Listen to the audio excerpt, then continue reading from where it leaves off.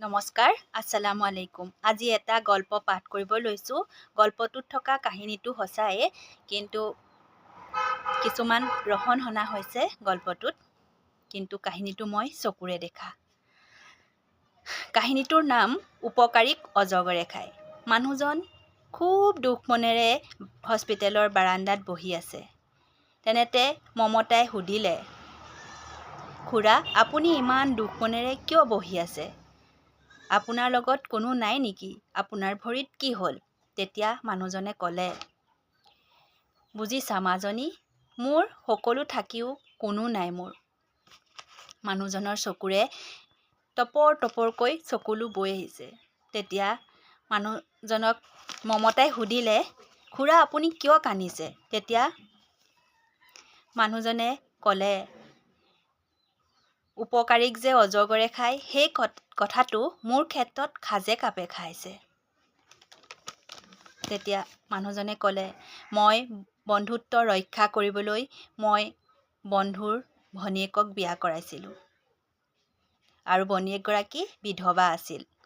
মই 4টা সন্তানৰ আটাইতকৈ সৰু সন্তান আছিলোঁ ঘৰখনৰ, আৰু মই সকলোৰে মৰমৰ আছিলোঁ।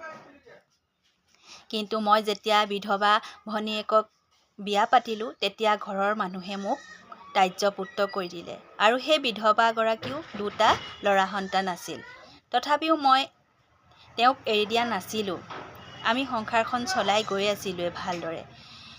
এদিন আমাৰ সংসাৰলৈ এজনী কণমানি আহিল, আৰু মই এনেকৈ সংসাৰখন চলাই গৈ আছোঁ। য'ত যি পাওঁ কৰি যাওঁ, হাজিৰা কৰোঁ, আধি খেতি কৰোঁ, য'ত যেনেকৈ পাৰোঁ যি পাৰোঁ কৰি যাওঁ, আৰু মানুহজনীও এই ক্ষেত্ৰত মোক বহুত সহায় কৰে।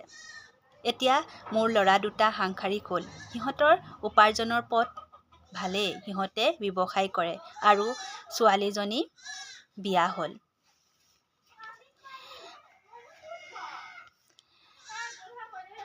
মই এতিয়া আৰু আগৰ দৰে কাম কৰিব নোৱাৰোঁ, সেইকাৰণে মোৰ উপাৰ্জনৰ পথো বন্ধ হৈ পৰিল।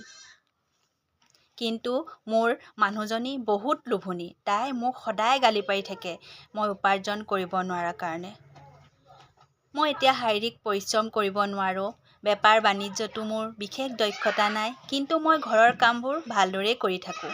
কিন্তু মানুহজনীয়ে ইমানেই কেটকেটাই থাকে যে এদিন অতিষ্ঠ হৈ মই ঘৰৰ পৰা ওলাই আহিলোঁ। আজি 2টা বছৰে হ'ল মই এখন হোটেলত লগোৱা হিচাপে কাম কৰি আছোঁ, আৰু যোৱাকালি মই বাৰান্দাত পৰি ভৰিখনত দুখ পালোঁ। মানুহজনৰ চকুৰে টপৰ টপৰকৈ চকুলো বৈ আহিছে। তাকে দেখি মমতাই ভাবিলে মনতে, এই পৃথিৱীত কিছুমান মানুহ আছে বহুত স্বাৰ্থলোভী, যি নিজৰ স্বাৰ্থ পূৰণ হোৱাৰ পাছত আনৰ দুখ দুৰ্দশা একো নুবুজে।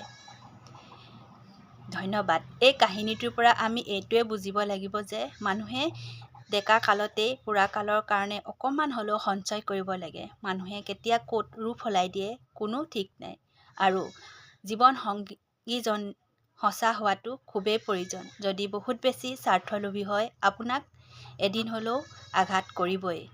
সেয়া জীৱনৰ অন্তিম পৰ্যায়টো হ'ব পাৰে। ধন্যবাদ।